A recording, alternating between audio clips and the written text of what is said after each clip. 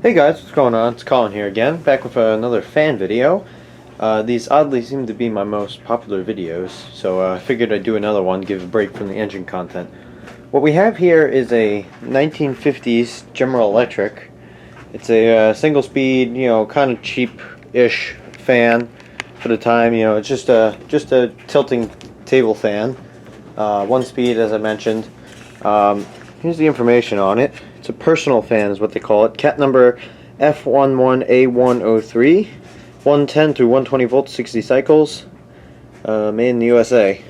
So as you can probably tell from the different colors of paint on this thing, I have restored this at some point in time. I don't remember when, it was a while ago, but I found this teal paint and I really like it. I'm pretty happy with the way this turned out. The grill is a little rough. I did paint that with a brush at some point because I ran out of white spray paint. But it kind of gives the look like it was restored a long time ago, which is kind of cool. There's the original color, if you want to tell. But the story with this one is I got it off eBay. Must have been really cheap because I didn't have much money. And it was a real barn find. This was broken off. One of the blades was broken off. The thing was kind of falling apart. It was pretty rough. But basically what I did was I bought it. It was cheap. I said whatever. Even if it doesn't work, it's kind of cool to look at. And I got it and it spun. So I pulled the broken blade off. So I had this blade. It was from a broken GE strap fan, oscillating one. I had at some point. The motor broke on it beyond what I could repair.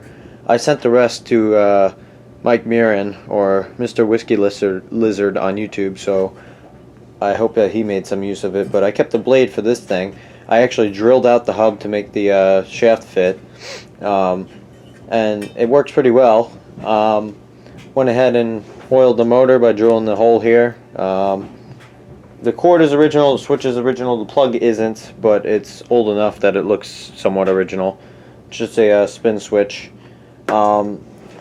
And yeah, what I did they originally had a rubber grommet down in here to hold the blade on. Obviously when I pulled that off it disintegrated. So what I did was I wrapped a bunch of electrical tape around the shaft and I jammed this on.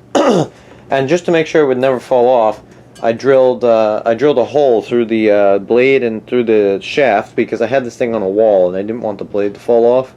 And I put a little piece of wire through there almost to act like a cotter pin, but I didn't have one at the time, so I used a piece of wire. That's held up pretty well, but it runs great. It moves a lot of air for its size, and I'm very happy with it. So here we go. Here's on.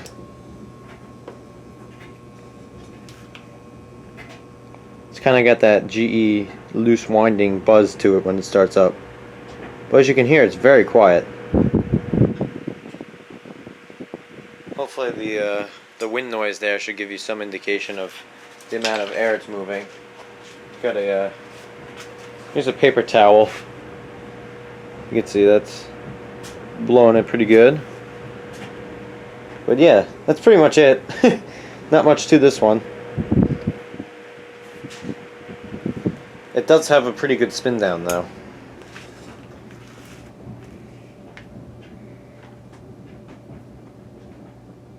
So this was just a quick video on this thing. I hope you guys enjoyed. I've just been kind of busy lately. I haven't gotten around to making much content, but with 2 weeks off due to coronavirus, I should be able to get some more. I'm trying to do like a upload every 4 days, if that's possible, so we'll see how it goes. Let's do a quick startup sound and I'll finish off the video. Here goes a startup sound.